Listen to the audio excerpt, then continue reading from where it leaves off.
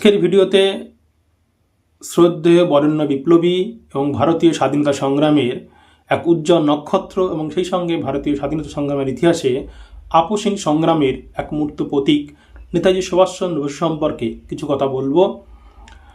কিছু কথা বলার আগেই প্রথমেই বলে রাখি, যারা নেতাজি সুভাষচন্দ্র বসুকে নিয়ে নানা ধরনের কুরুচিকর মন্তব্য করছেন, তাকে গুন্ডা বলছেন, তাকে তার নানা ধরনের ছবি আনিয়ে তার বুকে লাথি দিয়ে বিষয়ক ছবি পোস্ট করে তাকে অপমানিত করছেন, সেই সমস্ত মানুষদের বিরুদ্ধে একরাশ ঘৃণা ধিক্কার জানায়। এবং সেই সঙ্গে বলে রাখি, নেতাজি সুভাষচন্দ্র বসুকে তার আদর্শ আপনাদের ভালো লাগতে না পারে, আপনাদের মহারাজ আপনাদের কাছে শ্রেষ্ঠ হতেই পারে। আপনারা সেই মহারাজের ছবি নিয়ে তাকে নিয়ে পূজা করেন, তাকে নিয়ে চর্চিত করেন, ঠিক আছে। তাই বলে নেতাজি সুভাষচন্দ্র বসুকে অপমান করবেন, এটা কিন্তু কখনোই কাম্য নয়। তার ভাবাদর্শ ভালো লাগতে নাই পারে। আপনি একজনকে শ্রদ্ধা করার জন্য একজন দেশের বিপ্লবীকে অপমান করছেন, সেই অপমানের অধিকার কিন্তু আপনাকে কেউ দেয়নি। আপনার কাছে তথ্য যদি থেকে থাকে, আপনি সমস্ত তথ্য প্রকাশ করুন, আপনি পোস্ট করুন, আপনি সেই সমস্ত বইপত্র মানুষের মধ্যে ছড়িয়ে দিন। যদি আমার ভিডিওটি দেখে থাকেন, অবশ্যই আমার এই ভিডিওর কমেন্টে আপনি আপনার সমস্ত ডকুমেন্টস আপনি দিন, আমি পড়ে দেখব যে আপনার যে শ্রদ্ধেয় মহারাজ সে কি করেছেন। এত শ্রদ্ধার পাত্র আপনাদের কাছে থাকতে পারে, আমাদের কাছে কিন্তু তার কোনো মূল্য কিন্তু নেই। তাই আপনি নেতাজিকে নিয়ে কথা বলবেন, এটা কিন্তু কখনোই বরদাস্ত নয়। আপনার মহারাজ হয়তো কোচবিহারের জন্য বা সেখানকার জন্য অনেক কাজ করেছেন, খুব ভালো, ঠিক আছে, কাজ করেছেন, আপনার শ্রদ্ধা তা আছে। তাই বলে নেতাজিকে অপমান করবেন, এটা কিন্তু কখনোই মানা যায় না। প্রথমে বলে রাখি, নেতাজি একজন দেশপ্রেমিক ছিলেন। তিনি কিন্তু তার জীবনের উজ্জ্বল ভবিষ্যৎ তিনি ত্যাগ করে ভারত মায়ের মুক্তির জন্য তিনি কিন্তু আন্দোলনে ঝাঁপিয়ে পড়েছিলেন। তিনি আইসিএসসি পরীক্ষায় তিনি কিন্তু 4র্থ স্থান অধিকার করেছিলেন। তিনি চাইলে কিন্তু বিশাল বড় কোনো চাকরি গ্রহণ করে তিনি কিন্তু সুখে স্বাচ্ছন্দ্য জীবন কাটাতে পারতেন। তিনি সেটা করেছিলেন? করেননি। তিনি কিন্তু ভারত মায়ের মুক্তির জন্য তিনি কিন্তু তার জীবনটা তিনি উৎসর্গ করেছিলেন। এবং এই জন্যই তিনি কিন্তু সেই বড় চাকরিতে যোগদান না করে তিনি ভারতে এসে দেশবন্ধু চিত্তরঞ্জন দাসের সঙ্গে সাক্ষাৎ করে তিনি কিন্তু তার শিষ্যত্ব গ্রহণ করে তিনি কিন্তু ভারতের স্বাধীনতা সংগ্রামে ঝাঁপিয়ে পড়েছিলেন। এবং 1920 সালের পর থেকে তিনি কিন্তু ভারতের স্বাধীনতা সংগ্রামে তার যে অবদান সেটা কিন্তু রেখেছিলেন। এবং যখন দ্বিতীয় বিশ্বযুদ্ধ শুরু হয়েছিল 1939 সালে, তখন তিনি মনে করেছিলেন যে এই দ্বিতীয় বিশ্বযুদ্ধে যে দুটি পক্ষ ছিল, এক পক্ষ ছিল জার্মানি, জাপান, ইতালি, এরা ছিল অক্ষপক্ষ, অন্যদিকে ছিল ইংল্যান্ড, ফ্রান্স, রাশিয়া, আমেরিকা, এরা ছিল মিত্রপক্ষ। যেহেতু ইংল্যান্ড যুদ্ধে যোগদান করেছিল, একটা অন্যতম শক্তি ছিল, তাই যুদ্ধে তৎকালীন প্রেক্ষাপটে ইংল্যান্ডের অবস্থা কিন্তু অনেকটা খারাপ ছিল। তাই নেতাজি মনে করেছিলেন যে এই প্রেক্ষাপটে বা এইরকম অবস্থার মধ্যে ভারতীয়রা যদি ঐক্যবদ্ধভাবে তারা যদি বিশাল বড় কোনো আন্দোলন গড়ে তুলতে পারে, তাহলে কিন্তু ভারত স্বাধীন হতে পারে। অর্থাৎ নেতাজি সুভাষচন্দ্র বসু তার কাছে প্রথম মূল লক্ষ্য ছিল ভারতকে স্বাধীন করা। এবং তার ভারতকে স্বাধীন করার জন্য তিনি কিন্তু তার ক্ষুদ্র স্বার্থকেও তিনি কিন্তু ত্যাগ করতে পিছু হননি। তাই জাপান বা জার্মানির দালাল বলছেন, এটা কিন্তু ঠিক নয়। অর্থাৎ এই বিষয়ে পরে একদিন কথা বলবো। আজকে এ বিষয়ে বা ওর মধ্যে যাব না। আজকে মূলত বলবো যে আজাদিন ফৌজ বা তার সেই বিষয় সম্পর্কে বলবো। অর্থাৎ 1939 সালে যখন তিনি ভারতের স্বাধীনতার জন্য যে সমস্ত কার্যকলাপ তিনি চালাতে লাগলেন এবং ব্রিটিশ সরকার জানতে পারলে তাকে গ্রেপ্তার করে। প্রথমে তাকে জেলে রাখা হয়, পরবর্তীকালে তাকে বাড়িতে গৃহবন্দী করে রাখা হয়। কিন্তু 1941 সালে 17 জানুয়ারি তিনি ব্রিটিশদের পুলিশের চোখে ধুলো দিয়ে কিন্তু তার ভাইপো শিশির কুমার ঘোষের সহযোগিতায় তিনি কিন্তু দেশ থেকে চলে যান এবং আফগানিস্তান হয়ে তিনি কিন্তু রাশিয়া হয়ে জার্মানি এবং জাপানে পৌঁছান।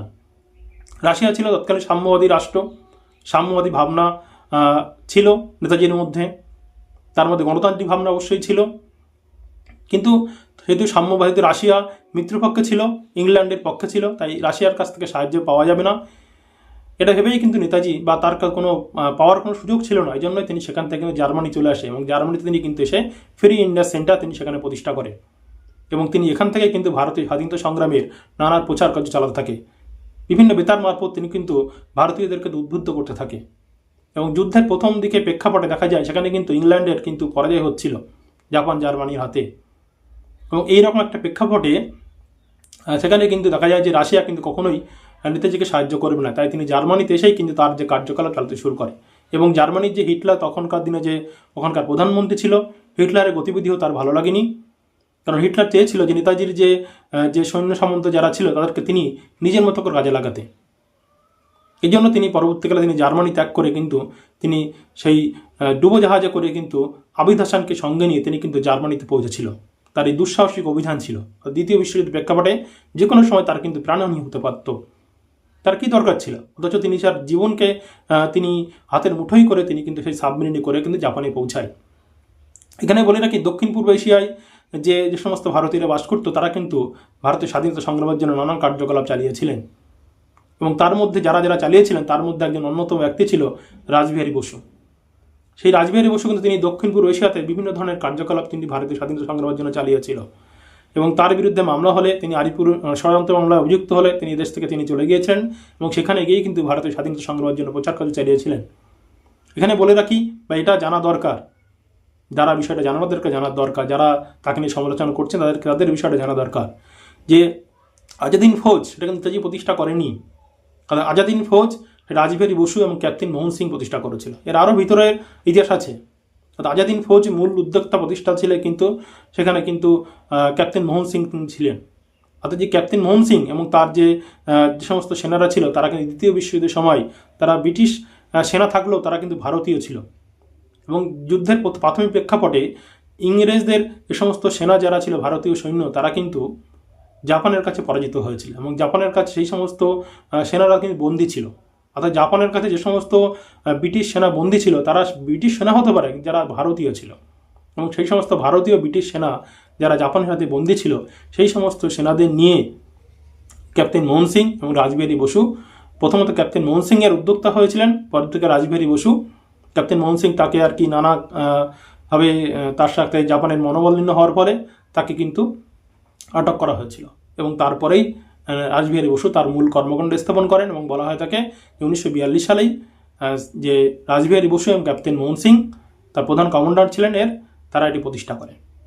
এবং নেতাজি সুভাষচন্দ্র বসু যখন তিনি জাপানে আসেন তখন তার হাতে সমস্ত দায়িত্বভার তুলে দিয়েছিল, এবং নেতাজি 1943 সালে অক্টোবরে এর নাম দিয়েছিল আজাদিন সরকার, এবং আজাদিন সরকারকে কিন্তু একটা অস্থায়ী সরকার তিনি স্থাপন করেছিল, এবং এই সরকারকে কিন্তু বিভিন্ন দেশ তারা কিন্তু স্বীকৃতি দিয়েছিল। এবং সেখানে দেখা যায় যে 1943 সালে যখন তিনি আজাদিন সরকার প্রতিষ্ঠা করলেন, এবং এটাকে কিন্তু বিভিন্ন ব্রিগেডে, ঝাঁসি brigade, Gandhi brigade, Nehru brigade, এরকম বিভিন্ন ব্রিগেডে ভাগ করে। অর্থাৎ নেতাজি স্বাধীনতা সংগ্রামী ছিলেন, না হলে তিনি এগুলো করতেন না। তার কি দরকার ছিল যে ভারত মায়ের মুক্তির জন্য এগুলো করা? তিনি নিশ্চয়ই চেয়েছিলেন আপনার মহারাজ আপনাকে শ্রেষ্ঠ হতে পারে, কিন্তু তার এই যে কর্মকাণ্ড নেতাজি, এগুলো কি কখনো অস্বীকার করতে পারেন আপনি? কখনোই করতে পারেন না। নেতাজি একা ছিলেন না, এই যে একটা বৃহত্তর যে কর্মকাণ্ড, আজাদিন ফৌজ গঠন করে তার যে আজাদিন সরকারকে নতুন রূপ দান করা, শহীদ দ্বীপ, স্বরাজদ্বীপ, এটা কাদের হাতে ছিল? জাপান হাতে ছিল। জাপান কিন্তু নেতাজি তুলে দিয়েছিল। নেতাজি সেই শহীদ আন্দামান নিকোবর দ্বীপপুঞ্জ যেটা ছিল তার নাম কিন্তু তিনি দিয়েছিলেন শহীদ দ্বীপ ও স্বরাজদ্বীপ। তাহলে আন্দামান নিকোবর দ্বীপপুঞ্জ জাপান নেতাজিকে সমর্পণ করেছিল, যে আন্দামান নিকোবর দ্বীপপুঞ্জ বর্তমানে আমাদের ভারতবর্ষের একটি অংশ। তা নেতাজিকে দালাল হবে? নেতাজিকে জাপানের সঙ্গে হাত মিলিয়েছিল। যদি সত্যি হতো তাহলে সেগুলো আন্দামান নিকোবর দ্বীপপুঞ্জ কেন আমাদের ভারতের সঙ্গে তিনি রাখলেন? তিনি তো দিতে পারতেন জাপানের হাতে, কেন দিলেন না তাহলে? অর্থাৎ নেতাজি সুভাষচন্দ্র বসু তিনি সেখান থেকে কিন্তু ডাক দিলেন যে দিল্লি চলো অভিযান। 1944 সালে তিনি কিন্তু তার যে আজাদ হিন্দ বাহিনী নিয়ে তিনি ভারতে আসেন। হ্যাঁ, নানান প্রাকৃতিক দুর্যোগ, তৎকালীন প্রেক্ষাপট যে ছিল, এবং যুদ্ধের প্রেক্ষাপট পরবর্তীকালে পরিবর্তিত হয়, এবং সেখানে অক্ষপক্ত তার জার্মানি জাপান হারতে শুরু করে। জার্মানি হিটলার সেখানে তিনি আত্মহত্যা করেছিলেন, এবং জাপানে হিরোশিমা নাগাসাকিতে যখন বোমা নিক্ষেপ করেছিল মিত্রপক্ষ আমেরিকা, তারপর কিন্তু জাপানের কিন্তু অবস্থা খুবই খারাপ হয়ে যায়, এবং জাপানকে যুদ্ধে আত্মসমর্পণ করে। জাপানের কাছ থেকে সন্ধি করার বা জাপানের কাছ থেকে সাহায্য নেওয়ার মূল কারণ ছিল যেহেতু জাপান ইংল্যান্ডের বিরুদ্ধে যুদ্ধে অংশগ্রহণ করেছিল, তাই জাপান কিন্তু ভারতকে নানাভাবে সাহায্য করবে ভেবেছিল। আর এই জন্যই জাপানের সঙ্গে তিনি কিন্তু কাঁধে কাঁধ মিলিয়ে বা জাপানের কাছ থেকে সাহায্য নিয়ে তিনি কিন্তু ভারতের স্বাধীনতা সংগ্রামের জন্য দিল্লি চলো অভিযান ডাক দিয়েছিলেন, এবং তার সেনাবাহিনী কিন্তু মণিপুরের মৈদাঙে তিনি জাতীয় পতাকা উত্তোলন করেছিলেন। তিনি যদি একদম দেশপ্রেমিক না হবে তাহলে এগুলো তিনি কেন করলেন? এই সময় এই ইতিহাস কি কখনোই মুছে ফেলা সম্ভব নয়। আপনি প্রচার করতে পারেন, আপনি রাজনীতির কারণে হয়তো বলছেন, কিন্তু এগুলো কিন্তু কোনো ঠিক নয়। যাও, নেতাজি সুভাষচন্দ্র বসু আমাদের বাঙালির তথা ভারতবর্ষের প্রত্যেকটি মানুষের হৃদয়ে আছে, থাকবে। যতদিন পৃথিবী থাকবে ততদিন কিন্তু তিনি আমাদের হৃদয়ে থাকবে। তাই তাকে নিয়ে উল্টোপাল্টা বলা বন্ধ করুন। যদি আপনাদের এভিডেন্স থাকে, আপনাদের মহারাজা বিশাল কিছু করেছেন, আপনি বলছেন আপনাদের মহারাজা নেতাজি সুভাষচন্দ্র বসুকে মাটিতে গুড়িয়ে দিয়েছেন, কি এভিডেন্স আছে?